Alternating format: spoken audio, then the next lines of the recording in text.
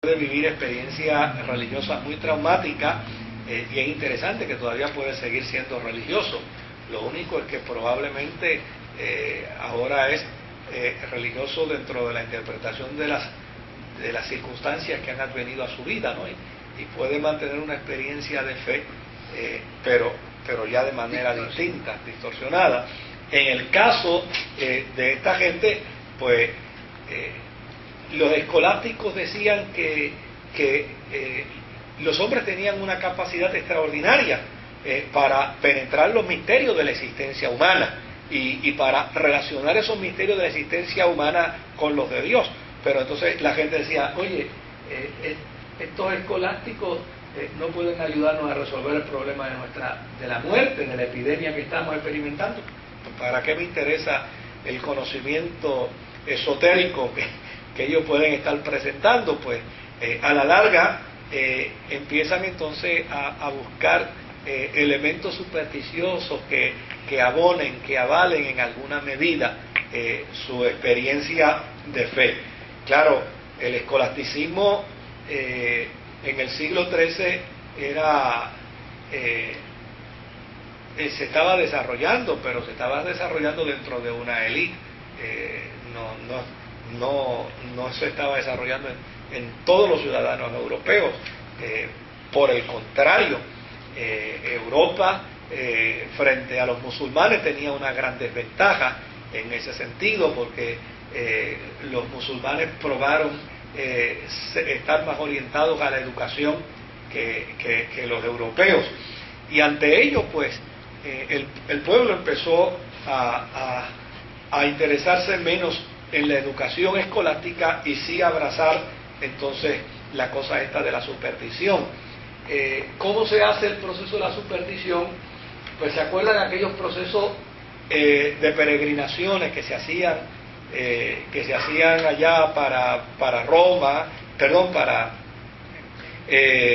Israel, para la Tierra Santa. Pues Europa había en alguna medida desviado los conceptos de peregrinación para Europa mismo. Por ejemplo, Santiago de Compostela era uno de los sitios de peregrinación, y desde luego en ausencia de un pensamiento teológico crítico, pues, y como resultado de advenir entonces un pensamiento religioso supersticioso, las peregrinaciones aumentaron.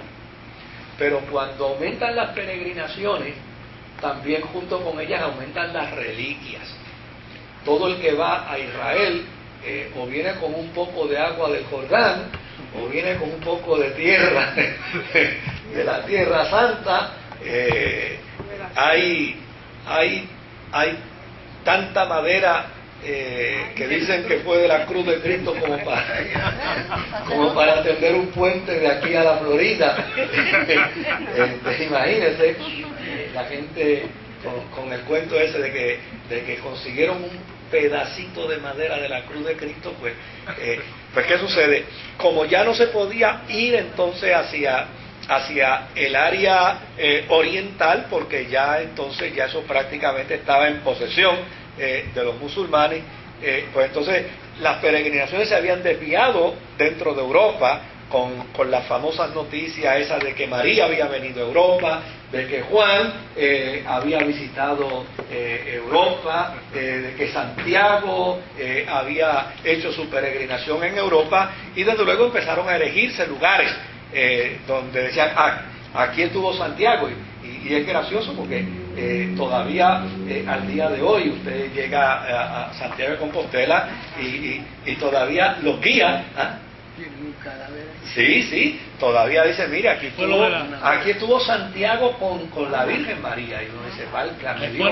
Ahí fue lo de la leche materna. Fue ahí después. Sí. O sea, sí, se llegó a vender hasta leche materna de la Virgen. O sea, sí, era parte de una industria. Se desencadenó todo un concepto supersticioso. Y mire, para que una mentira se crea, lo que hace falta es 2 o 3 tontos que la puedan creer y la puedan divulgar. No, y hay quien se repite tanto una mentira que se la cree. De la leche materna. Hagan el favor. Ahora, fíjese que entonces el concepto religioso empezó a cambiar.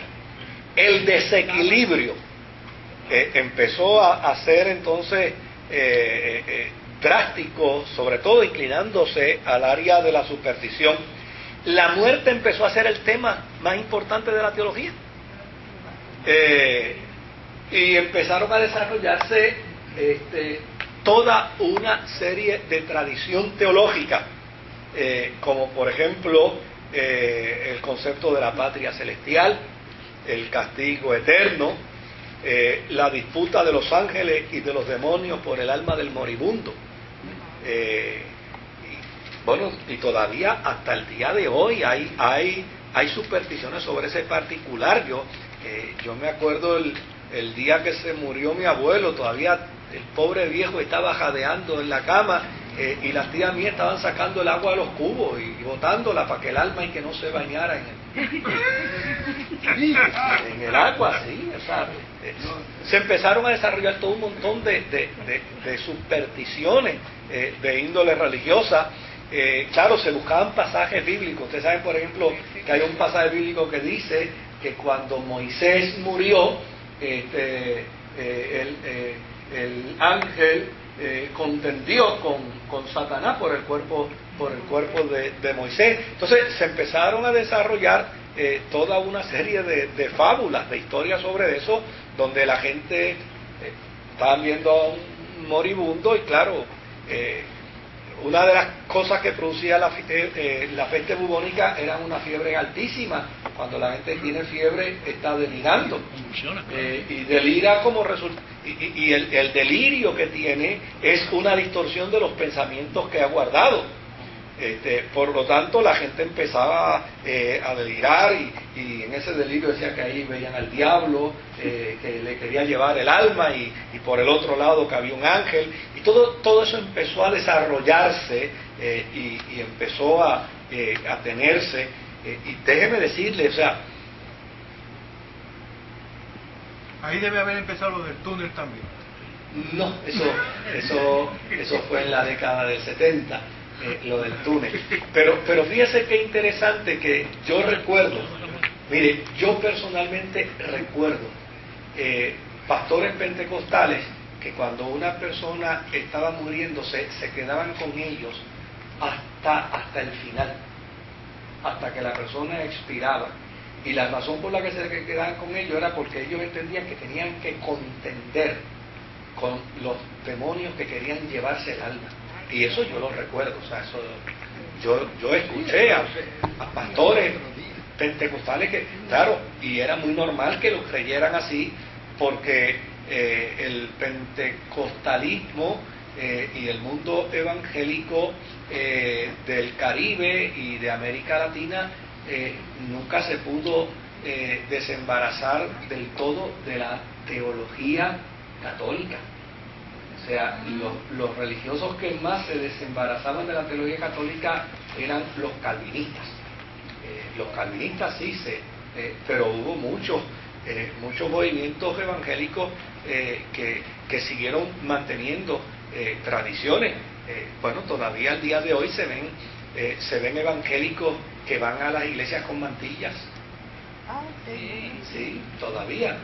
Al día de hoy hay iglesias evangélicas que las mujeres van con mantillas. En la boda las muchachas deben ir blanco. Entonces el concepto de que la muchacha se tenga que vestir de blanco para la boda, pero se viste de blanco si es señorita, si es divorciada entonces se tiene que vestir de rosa. ¿Ah? Bueno, pues claro que sí, pues ¿qué sentido hace? Si los evangélicos no somos marianos, ¿por qué tenemos que darle culto a María? No hace ningún sentido. Pero la cosa esta de que hay todavía evangélicos que dicen, no, pero si usted se divorció y se va a volver a casar, usted no se puede casar de blanco. O si usted ya tiene fruto en el vientre, y se va a casar, tampoco se puede casar de blanco. Y si el novio se la llevó, tampoco se puede casar de blanco. Y desde luego, pues,